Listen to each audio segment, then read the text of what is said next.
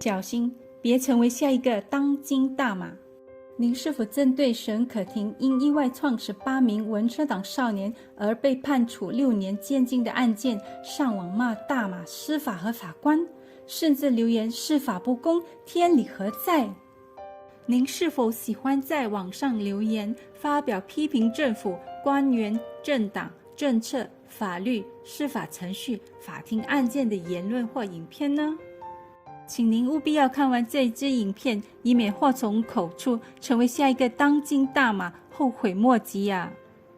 ！Hello， 大家好，这里是 Losses 的法律达人，我是 Angel， 我会在这个频道带大家以法律角度一起探讨生活上发生的事，以及分享生活上的法律小知识与智慧，希望能借此提高您的法律思维。马来西亚女子沈可婷在2017年驾驶汽车时，意外撞18名骑乘改装脚踏车的文车党少年，原本2次被推事庭判决无罪，但是在2022年4月3日却出现大逆转，遭高等法院判处6年监禁，而且立刻执行，当庭上手铐被押往监狱，引发舆论哗然。马上高庭的判决在社交媒体上引发争议，沈可婷一词也登上大马和台湾 Google Trend 热搜关键词，在网上针对沈可婷判刑后更涌现一片司法不公，天理何在的批评字眼。马华代表魏家祥的 Facebook 也因此遭到这8个字的洗版。是的，我们一般都是喜欢批评别人，指正别人，所以大家都很喜欢在隔壁店说张家长李家短的。很多人甚至在互联网上批评政府、官员、政党、政策、法规等等。在这个科技爆炸的时代，几乎每个人都可以拥有一份自己的网络报纸，成为自媒体，因此网络容易成为恶意留言、诽谤、农场新闻等滋生的温床。但是您知道吗？为了控制这种猖獗的事情，政府修订1950年证据法令，新增设了 114A 条文，出版物的事实推定，阐明假若任何人，包括政府在内，认为他人张贴的言论侵犯了自身的利益，可以向社交媒体用户或网络服务提供者提出法律和刑事诉讼，记得是刑事诉讼哦。更重要的是，根据 114A 条文，控方无需先佐证即可先入为主认为被告的贴文侵犯他人而假定被告有罪，而被告则必须进行举证来证明自己的贴文并无侵害他人的意图，以立证清白。所以 114A 条文是先假定被告是有罪的，然后被告需要立证自己是清白的。显然114A 条文已违反无罪推定论原则的法治的基石和原则。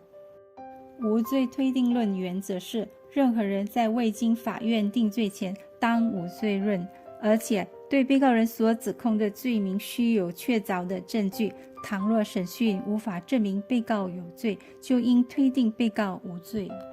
所以如果您在社交媒体或网络张贴言论侵犯别人的利益，例如诽谤，您将会被控告刑事罪。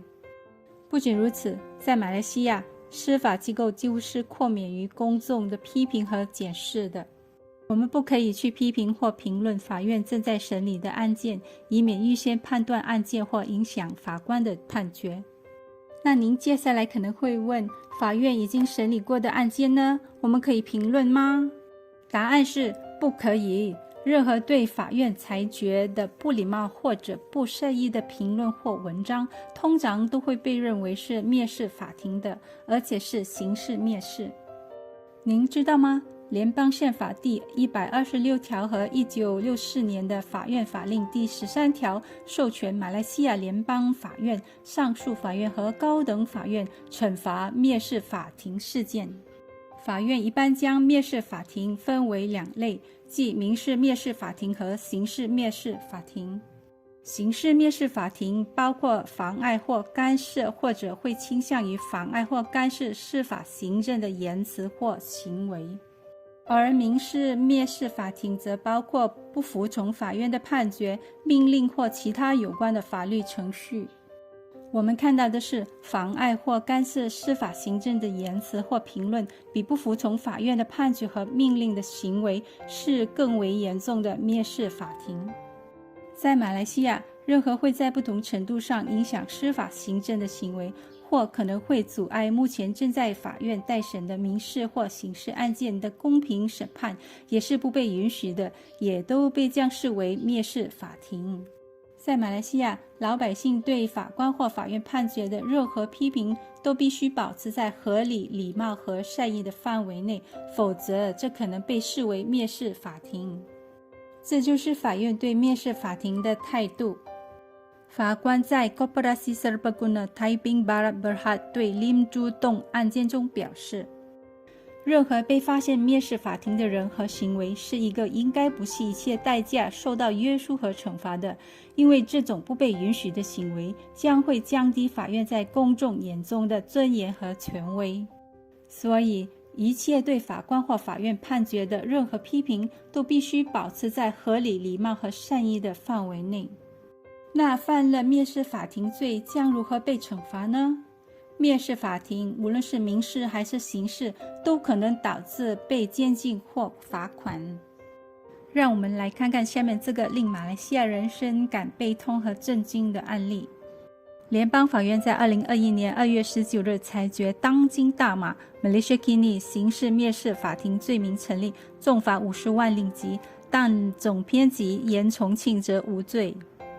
2020年6月9日，当今大马发表了一篇文章，关于马来西亚法院以配合行动管制令的恢复阶段重新开放的文章。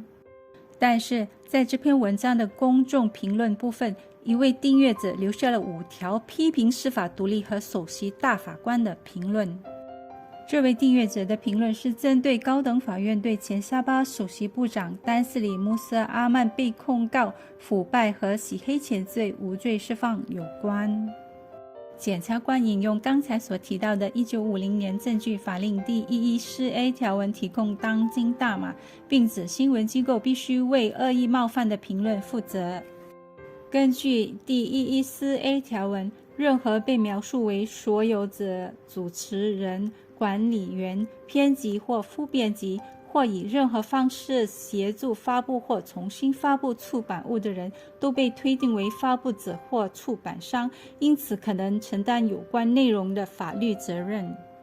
在第114A 条文下，控方无需举证，而是先假定被告有罪，而被告得举证撇清罪行。在这起案件中，联邦法院认为，即使编辑团队在收到警方警告之前对这些评论一无所知，而随后这些评论也被迅速删除，当今大马应该意识到他的文章会引起什么样的评论，他应该知道什么样的评论可能会被发布。根据法庭的说法，当今大马在发表文章之前也没有采取所有必要的措施来过滤冒犯性评论，因为它的系统只过滤了粗俗的语言，而不是所谓的冒犯性的内容。当今大马因此被推定为在其文章中留下轻蔑评论的发布者、出版商，而当今大马就需要推翻这个推定，就是要证明他不是评论的发布者。最后，当今大马因为无法反驳这推定而被判有罪。为此，当今大马被罚款50万令吉，比总检察署要求的20万令吉罚款更加高。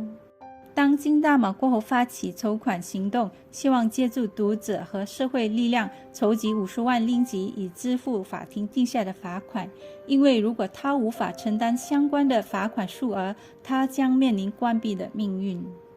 而社会各界纷纷踊跃响应当今大马的筹款号召，以示声援和打气。